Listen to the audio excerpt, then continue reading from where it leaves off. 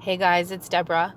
I just wanted to touch base with you guys. I know I haven't been posting that much lately. I said before in my last video, I think the Lord just wants me to take time with Him and to quiet a lot of voices. And I think He wants that for a lot of people because I notice there is just less voices, I feel like, on YouTube watching and talking about things. But I could be wrong. I have unsubscribed to most channels that I was subscribed to before, just so it's not tempting for me to watch a lot of people, because I really feel like He's saying to me to listen to His voice, because there's a lot of conflicting views and a lot of confusion right now on YouTube. So I can urge you to do the same thing. Just really be cautious of who you listen to and just pray about it and just ask the Lord, what He needs you to be hearing right now. And I'm not even saying the people that I was listening to were all bad or anything or wrong, but they may have been off on one part or another, and therefore it just could bring confusion into the situation. And maybe some people, the way they deliver their message or what they're focusing on isn't right for me personally to listen to right now. It could be my personality. It could be just something He doesn't want me to hear. It could be different for different people. And some people are just not okay. They're just not okay. And so there's different reasons, but right now, I'm just really working on listening to His voice and not having so many distractions around me. And so I'm also posting less, just trying to have the Spirit lead me when I'm supposed to talk and what I'm supposed to talk about, being really careful about that right now. I know there's a lot going on. I know people want to talk about it, and I am so for that. Like, I love communication and talking and everything, but I just have to listen to the Holy Spirit right now and be really cautious and pray about what I do.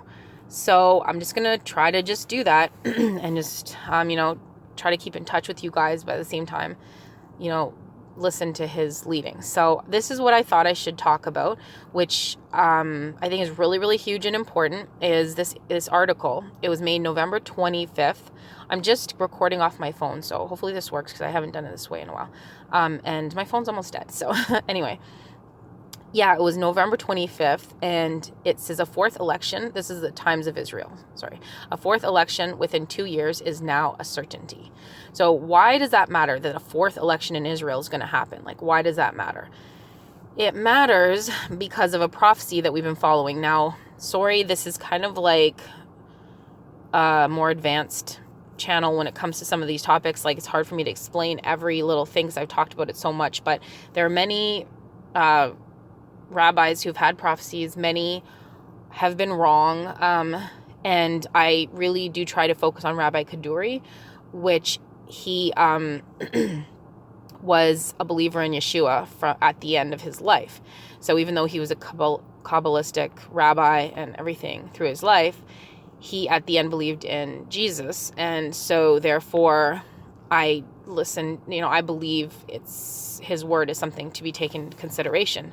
And so if you don't know who he is, that's kind of a long story, but basically I just want you to know that I don't just listen to every rabbi, and many of their prophecies fail and are wrong. And but at the same time, some of the stuff I think is key to focus on, or to at least take note of and to watch. So the reason why this is really important is because there was another rabbi who wrote in the Talmud a long, long time ago, and I'll explain who he is and what is the Talmud. I hope I'm saying it right. Talmud, I think. And so there's the Torah, the Tanakh, and the Talmud. Okay, so the Torah, I think, are the books of Moses. The Tanakh is all the Old Testament, I think. And then the Talmud is something different. It's more like storytelling. Well, I'll explain. So anyway, but this rabbi talks about this fourth election, and the Messiah will come before the fourth election. So before I read this article, let me explain to you who said it, who the rabbi was. So let's see. Well, here's an old article back from 2019, and it says, Mystic Rabbi predicts second round of Israeli elections will fail. So this article came out because they were talking about how, according to our calculations, there will be a war. Okay, that doesn't matter. So one of the calculations was based on a section of the Talmud, and this was talking about the disciple of Rabbi Yossi, the son of Kisma, questioned him and asked so this is who we're going to be talking about, Rabbi Yossi, Kisma, when the son of David, the Messiah, will appear. And he answered, I am afraid you will request for me a sign as well. And they assured him that they would not. He then said to them, when this gate will fall, be rebuilt, fall again, be rebuilt again, and fall again, before it will be rebuilt. Now this is the third time, but I will show to you it's actually the fourth time. Then the Messiah will appear, okay? And I'll explain why. So this was from the Talmud. And then Rabbi Fish, who's a popular rabbi right now, he's famous, he explained that the term gate refers to the government or leadership seen in the verse in Deuteronomy. So in Deuteronomy it says, you shall appoint magistrates and officials for your tribes, which are gates, in all the settlements that Hashem your God is giving you, and they shall govern the people with due justice. So he's saying when he said the gate will fall, he's talking about the government's going to fall. Now this is interpretation of Rabbi Fish. So this whole thing, taken with a grain of salt, but I think it's still really important. Okay, so now why do I say it's the fourth time the election has to fail, not the third? I looked it up many times, and here this seems a little bit more legitimate because that was just a Times of Israel rewrite, but this one and a couple other things goes into some of his writings, Rabbi Kisma. So it's the same kind of thing. He said, it says, when will the son of David, the Messiah, show up? He answered, I'm afraid lest you ask me for a sign. They said to him, we will not ask you for a sign. He said to them, when this gate falls, so let's think it's a government, and is rebuilt, and then falls for a second time and is rebuilt. So that's never happened in Israel history. And then falls for a third time, they will not have a chance to rebuild it before the son of David comes. So that's what's happened. Remember, the gate or government has fallen a third time, or it's in the process of falling. So before it is rebuilt the fourth time, they won't have a chance to rebuild it. So then he goes on to say a couple other things. So we're kind of in that right now. So who is this Rabbi Kisma? Let's go into that. So here's a little bit on him. I just pulled up a few articles to try to help you guys. So Yosei ben Kisma, so he was from the first half of the 2nd century CE. Yosei lived apparently in Tiberias. So let's just see if there's anything. Okay, so the Palestinian Talmud transmits a tradition in which Yosei ben Kisma appears in the company of the 4th generation Eliezer and Yosei. Okay, wait, that's not really that important. This is just kind of about his life. I don't know so we can see when he was, let's see, sorry.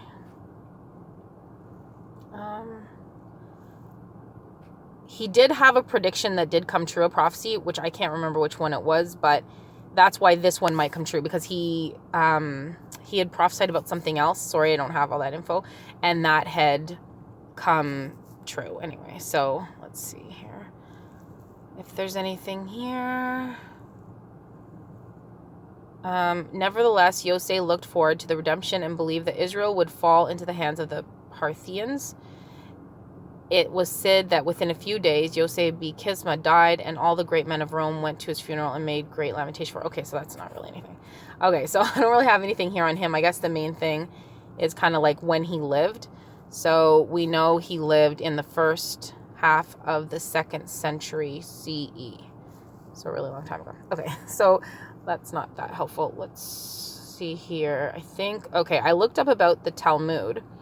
So, okay, the Talmud developed in 2 major centers of Jewish scholarship, Babylonia and Palestine. The Jerusalem or Palestinian Talmud was completed in 350 CE, I don't know if it is, and the Babylonian Talmud was written down 500, is it CE? I don't know. Okay, let's click on something here. When was the Talmud first written?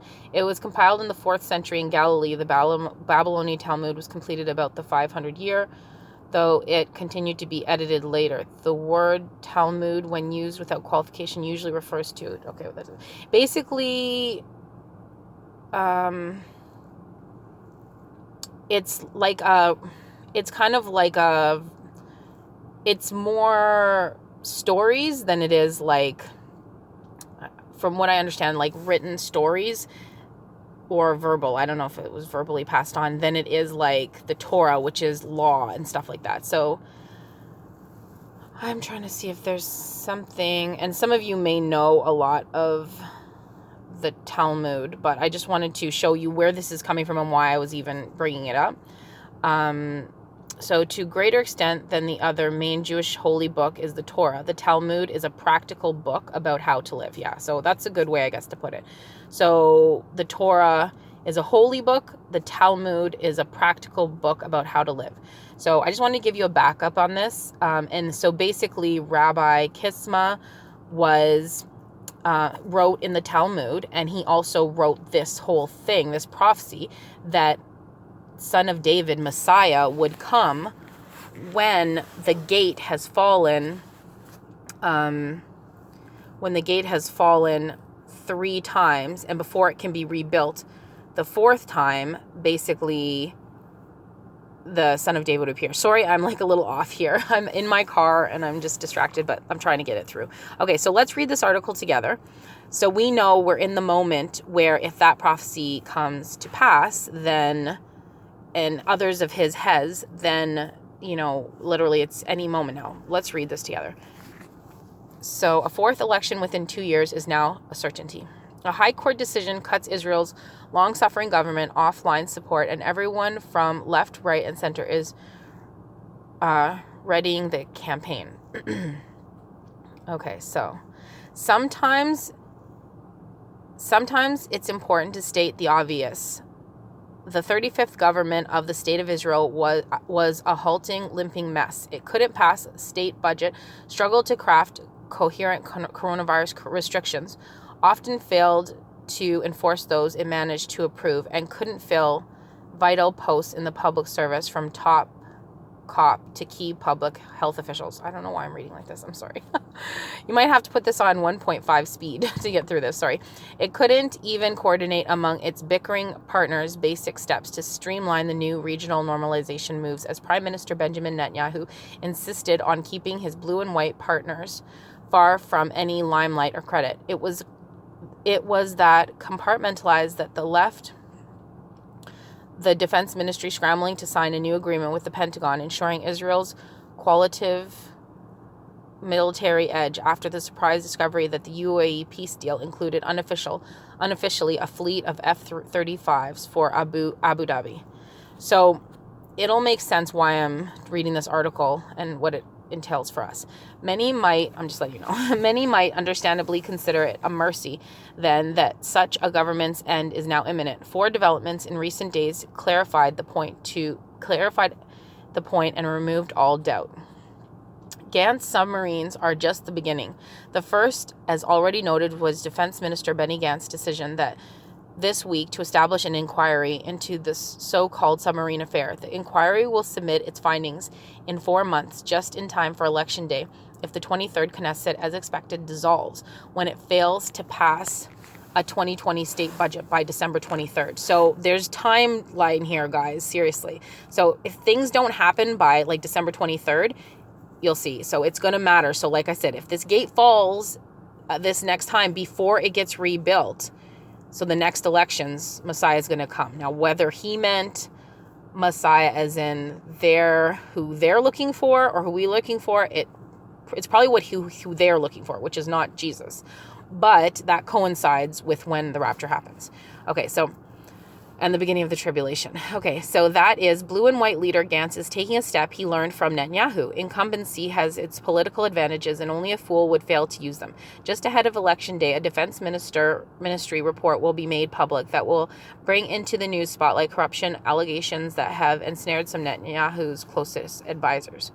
Frustrated at Netanyahu's continual refusal to pass a state budget in his never-ending maneuvers to ensure Gantz's rotation as prime minister never arrives, Gantz has begun to play hardball. Okay, so I want to say this. Okay, for those of you who don't know, what's happening is there was another prophecy that says there will be 2 Benjamins in the time when Messiah comes, and neither will establish their kingship. Like, there's so many prophetic things going on. And for those of you who don't know, Benny Gantz and Benjamin Netanyahu are rotating who's running the country. Benjamin Netanyahu is running the country right now, and Benny Gantz will be next. I did a video about 3 men kind of ending 3 phases in this world. And I talked about the Pope being the end of like religion, and it's kind of like symbolic of a new one world religion coming up. The Netanyahu being symbolic of the end of government, because eventually the government's going to be led by 70 nations from Israel, and he's kind of the last of that, and that I didn't think Benny Gantz would get his turn. That's what I was saying. I didn't believe Benny Gantz was going to get his turn, and that Trump was the end of nationalism, basically the end of one currency and money and separation and the countries running their own selves, and it's like he was the end of like the money system almost of worlds having their own, because remember, in the end it's going to be there's only one money, one government, one religion. So it's kind of like basically the end of those things. And not saying that, and everybody, like right now obviously we're in limbo, right, with the president and everything like that. I don't know how it's exactly going to play out, but it's symbolic of the end of that. That's what I feel like the Lord showed me. Anyway, so Gantz, I don't think is going to get his turn. I don't think he's going to get his turn. If he does, it could throw my understanding of what the Lord showed me off a bit, but not really. Even if he got his turn for a day, it doesn't matter. But it's just, I don't think he will. Anyway, so what's happening is Netanyahu's trying to make it so he doesn't get his turn, Gantz. Okay, so he's supposed to get his turn 18 months after their last election. So I don't know exactly when that falls, but December 23rd is a very key date. Now let's keep reading. But Gantz has few cards to play at this point. His best hope is to frighten Netanyahu with the prospects of an election that comes a little too soon for comfort. The pandemic still looms over Netanyahu's political prospects. He faces a great deal of public frustration over his government's handling of the crisis. That frustration has driven a surprisingly strong challenge to his rule from right-wing Yamina leader Naftali Bennett, who has consistently polled well above 20 Knesset seats for several months now, an astonishing number for a party that took just 6 seats in the last March's election. Gantz's new submarine probe can only mean one of two things. The first option, he's gearing up for an election and wants to look like he's being tough on Netanyahu for the campaign, in which case elections in March are all but unavoidable. So remember, if elections start in March, that's before the 4th. Remember, neither man is going to establish his kingship, both Benjamins. And this is what we believe, this prophecy, if the prophecy rings true. And if it starts in March, remember, it can't be rebuilt. It's fallen. That means it's fallen. The Knesset, I don't fully understand their government stuff. I don't understand the United States government, the way the whole thing goes with electoral votes, and I don't even understand it. As I've said many times, I live in Canada, so I don't know. But I can see clearly here that this is like it falling again, and March, the elections would be about it starting in, and before the 4th time happens, Messiah should be there. Okay, so in which case elections in March are all but unavoidable. The second, he still hopes to preserve the coalition, but has given up on the strategy of giving Netanyahu everything he wants in hope the government continues to hobble along. He is now trying to scare Netanyahu with a March election in the midst of a pandemic, in hope that will force Netanyahu back from the brink and deliver a state budget and a few more months of life for the teetering government. So they're playing these games. They all want to establish their kingship. That's what the prophecy said, and I don't have that one on me, but it says, neither of the Benjamins will establish their kingship, and then Messiah will come. He'll be at the door. I don't remember the exact wording. Netanyahu prefers a June election for a simple reason. The coronavirus vaccines are expected to arrive sometime in the first half of next year. If the 2020 budget fails to pass by December 23rd, Netanyahu will face a still largely unvaccinated electorate in March, possibly after another wave of lockdown, and with a powerful Yamina and much public anger still driving voters away from Likud. He'd prefer to pass a 2020 budget than fail to pass the 2021 state budget by the end of March, triggering elections in the balmy, potentially post-pandemic month of June. So Netanyahu wants it later now, and Gantz is pushing to get it earlier. So I don't understand the games they're playing, but the end result is they both want to run, but one wants it earlier, one wants it later. So we're on the verge of this 4th election. So Gantz has promised many more moves like the submarine probe. A talking point memo sent Saturday to blue and white lawmakers read, "We have many political and parliamentary tools to deal with the fact that Likud is breaking its promise to Israel's citizens by failing to pass a state budget. We won't hesitate to use them in the near future, right up to the dissolution of the Knesset if it dissolves. Already in the pipeline are various bills opposed by Likud, such as expanding." Okay, I'm just going to move on a little bit because the main thing is these little reasons they're fighting doesn't really affect us, but we just want to know, where's this all leading? Let's see. Do we have to read this? No, I think we're going to move on a little bit. Okay. Let's start from here. Government votes to give everyone else more money too. Then there's what Israelis call the election economy, now in full swing. Over the past 2 weeks, politicians, have become astoundingly generous with lucrative government benefits and grants to key constituent. Okay, I can't say that word. Constituencies. Okay. I don't know what the word is. An expensive decision to have local councils and the healthcare system buy Israeli-made products has long been held up by finance ministry being counters. Okay, why can't I read this? I'm sorry, guys. Has long been held up by finance ministers bean counters. Oh, bean counters. Okay, I get it. It's now being rushed through the cabinet to the cheers of the Manufacturers Association of Israel, the country's major manufacturing advocacy. Okay, so these are the little...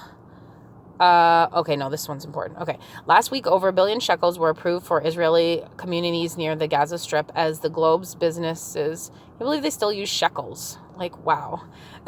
Journal observed a similar, if more modest, check was written to the towns near Gaza in November 2018 as the political system was beginning its collapse toward April 2019 election. Maybe. Okay, I think we're going to keep moving on. No more delays, High Court says. But the clincher, the final nail in the coalition's coffin, may have been delivered Tuesday by the High Court. A petition now before the court argues that the Knesset violated the basic laws of pushing off the 2020 budget's already long delayed August deadline to December 23rd, avoiding the Knesset dissolution to early elections back in August. It's not clear that the High Court can claim the right to overturn the August extension as it was passed as the basic law amendment in its own right. But the point isn't what the court will rule. It's that the court on Tuesday explained that the panel that will consider the petition to an unusual 9 justices and ordered the state to submit its response to the petition by December 15th. Chief Justice Esther Hayut also chastised the government during Tuesday's hearing for breaking the law governing the budget schedule. The government was required to submit the state budget for consideration on November 1st to ensure it has a chance of passing by December 23rd. The law places no penalty on politicians who fail to do so, and Netanyahu isn't the first government to run afoul of the budget submission stipulation, but the law was nonetheless broken. The expanded panel, the chasing by the... Okay, I'm going to go a little bit more. This is almost done, but... okay. It says here, I'm just going to go here. The government responses isn't due until mid-December, so no hearings and certainty, no final decision are due before the December 23rd budget deadline arrives, when the Knesset must either pass a budget or call an election. That's important. Why schedule a dramatic 9-justice hearing after decision will no longer matter? The simple answer is a warning. Pass a budget or call an election. The court is signaling, but don't delay again. So it's either they got to pass this budget or they have to call an election. Remember, before the 4th election comes, it's not even when it comes, it's before it happens, then Messiah comes. If you try to again twist the budget laws, okay, I'm going to move down. Okay, so the end is in sight of this article. Blue and white's overriding interest. I mean, I'm sure you guys find it somewhat interesting, but some people might not. I'm just trying to get to the points that matter to us. All the little argument issues matter more to people who are living in Israel, and those details matter to them. Blue and white's overriding interest has long been to ensure the government lasts as long as possible in the hope of reaching the November 2021 rotation. So that's the November 2020 rotation is, it's date in which Gantz becomes prime minister. So that's what we're looking at. This next November, he's supposed to get in. The interest has now flipped. Netanyahu is doing worse in polls now than at any time over the past year. Gantz knows he won't be prime minister. Do you hear that? Gantz knows he won't be prime minister. It is slowly dawning on blue and white that the sooner the government falls, look at that word, the government falls. It literally says falls. And that's what the prophecy said, when the gate falls. So, okay.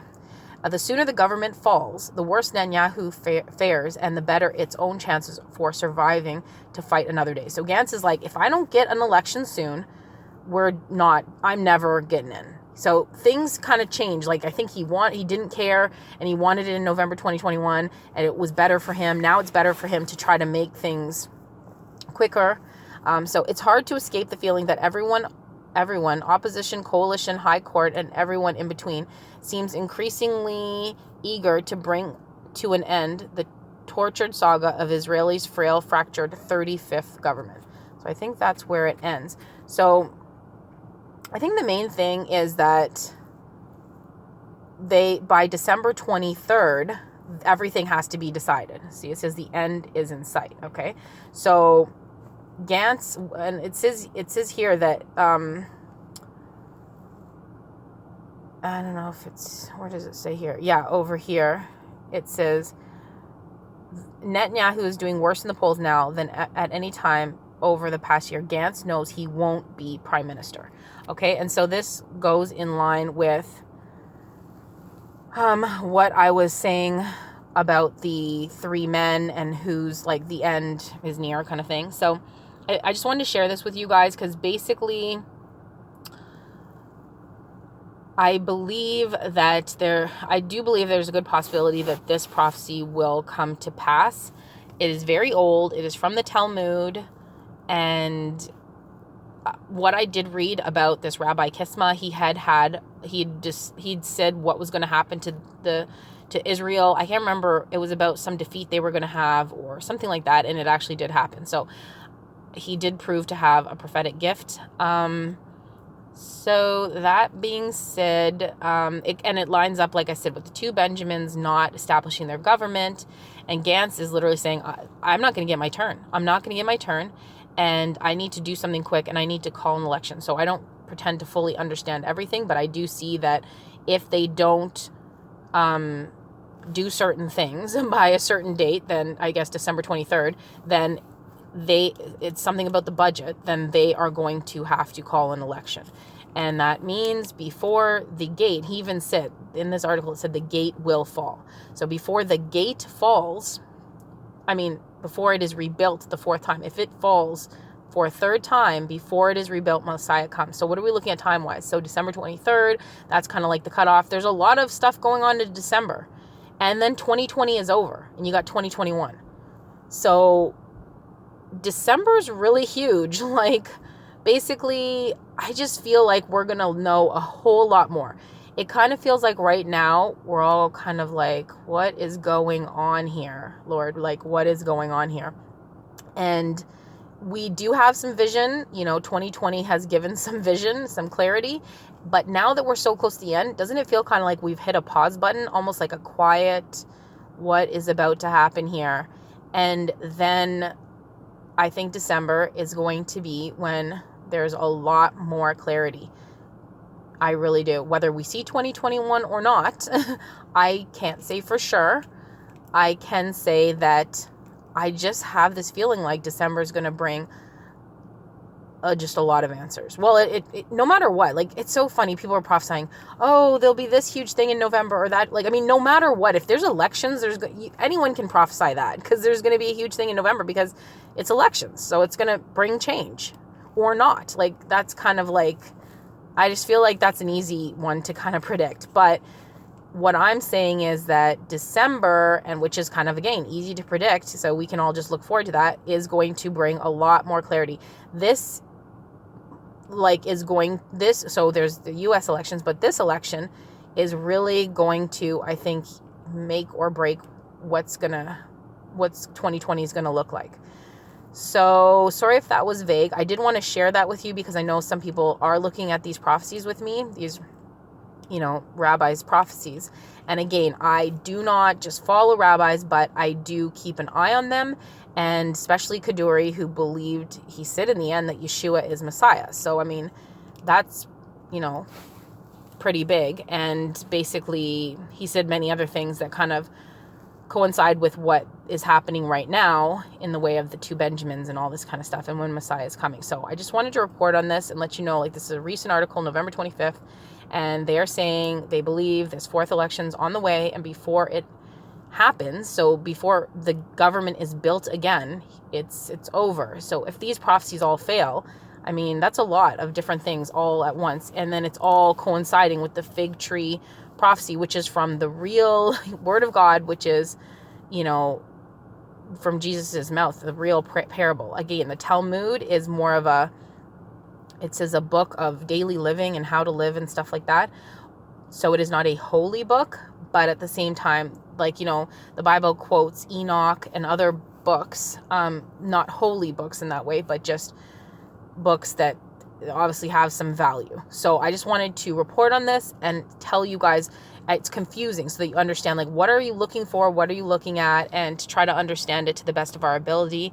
But either way, I think I'll just let you, like, leave you with, you know, I want you to focus more on, I guess, just taking this time with the Lord, trying to talk to him, trying to be at peace, trying to stay calm, focus on whatever is good, whatever is pure, whatever is lovely. Try not to just listen to bad things all the time. Try to focus on the Lord. And if you're afraid of things that might be forced on you or whatever, you got to know that the Lord is in control of your life. If you are following him, if you're just not following him, you don't believe in, or you're just doing your own thing, then no, he's not in charge of your every step. He's in control of everything, but he's not guiding your step. You know, the steps of the righteous men are led, are ordered.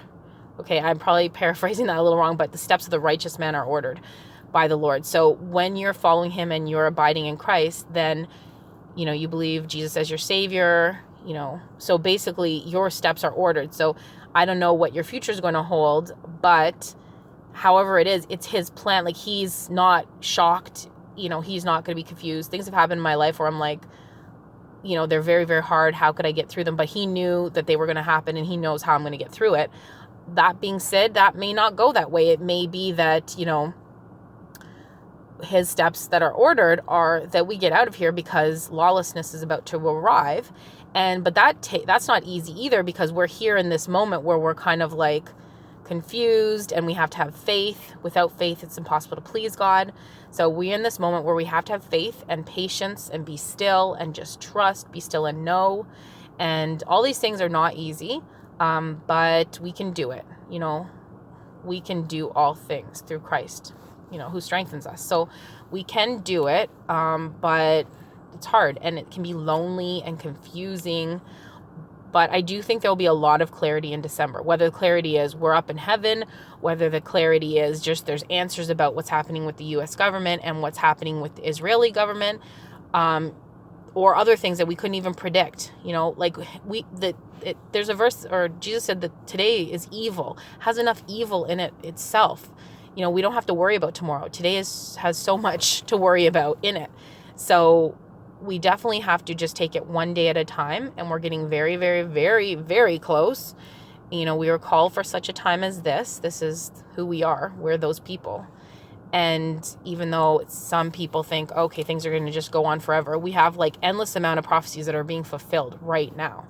So hang in there and let's see what happens day by day. Just take it with the Lord. And I'm talking to myself. I'm not just saying I'm great at this. It's something that, you know, we all have to do day by day. And, you know, the rewards will be worth it. But yeah, let's just try to, I guess, you know, keep watching, keep being patient and full of faith.